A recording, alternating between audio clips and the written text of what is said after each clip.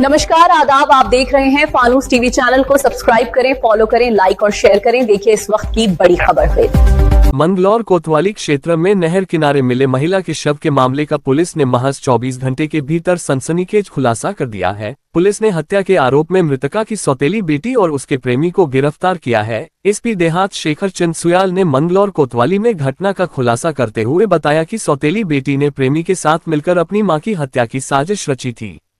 Police के मुताबिक दोनों आरोपी महिला को मंदिर ले जाने के बहाने कार में लेकर गए और रास्ते में उसकी गर्दन काटकर हत्या कर दी। इसके बाद शव को मंगलौर गंगनहर में ठिकाने लगाने का प्रयास किया गया, लेकिन शव नहर के किनारे ही अटक गया। महिला का शव मिलने के बाद मंगलौर इंस्पेक्टर भगवान मेहर और एसएसआई सुखपाल मान की टीम ने सीओ मंगलौर के नेतृत्व में जांच शुरू की और 24 घंटे के भीतर दोनों आरोपियों को गिरफ्तार कर लिया।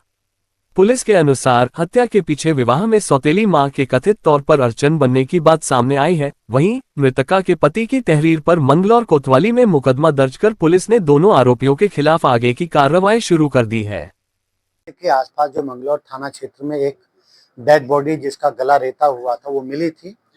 बॉडी अननोन थी, आइडेंटिफाइड नहीं थी, तो ये बात तय था क्योंकि हमारी एफएसएल टीम ने, हम सभी उच्चाधिकारियों ने भी स्पॉट का विजिट किया था, तो तय था कि उनके साथ वारदात करके बॉडी को वहां फेंका गया था। तो सबसे पहला टास्क था कि उस बॉडी का आइडेंटिफिकेशन करना। तो हमारे थाने से हमारे सीओ साहब के नेतृत्व में 3 टीमें बनाई गई थी, जिसमें सबसे पहला टास्क था कि उस बॉडी का आइडेंटिफिकेशन करना। जिला पुलिस, जिले हमारे स्टेट के अन्य जिलों में plus out of the state भी उस फोटो को सर्कुलेट किया गया। तो मेरठ निवासी अरविंद हैं जो किसी फैक्ट्री में काम करते हैं, उन्होंने थाने को संपर्क किया कि साहब ये मेरी पत्नी का फोटो है।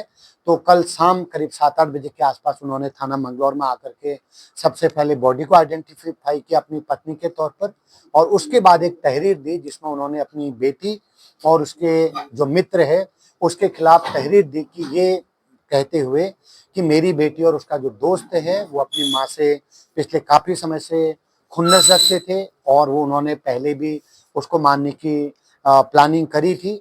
और परसों शाम को वो घर से तीनों लोग, उनकी माँ जो भी मृतका हैं और दोनों बेटी और उसका दोस्त घर से निकले थे मंदिर जाने के बहाने। तो उनका तहरीर के हिसाब से ये यकीन था कि उन दोनों ने ही इस वारदात को अंजाम दिया। क्योंकि वो दोनों घर नहीं पहुंचे थे, तो अब पुलिस को बॉडी आइडेंटिफाई करने के बाद अगला टास्क था कि उन दोनों को पकड़ना। तो एक गाड़ी का नंबर जो उन्होंने अपनी तहरीर में दिया था कि इस गाड़ी से उनकी बेटी और वो जो उसका दोस्त है निकले हैं, उस गाड़ी को ट्रेस किया गया। कई सारे सीसीटीवी खंगाले गए, रात की फुटेज दी गई। हमारी तीनों टीमों ने लगातार 24/7 काम करते हुए 28 घंटे के भीतर उस गाड़ी को आइडेंटिफाई किया। आज करीब दोपहर के बाद वो गाड़ी हमें लक्सर रोड पे मिली है, जिसमें 2 के 2, जिसमें उनकी बेटी जो मृतका है और उसका दोस्त दोनों मिले हैं।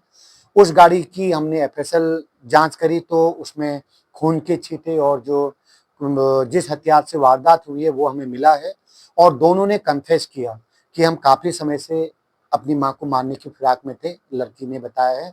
और मेन मोटिव ये था कि वो चूंकि उनके प्रेम प्रसंग में आड़े आ रही थी, लड़की उससे शादी करना चाह रही थी और शायद मां को ये मंजूर नहीं था। अभी वो चूंकि शादी की उम्र में भी नहीं है, तो इस खुन्नस को लेकर के उन्होंने इस वारदात को अंजाम दिया।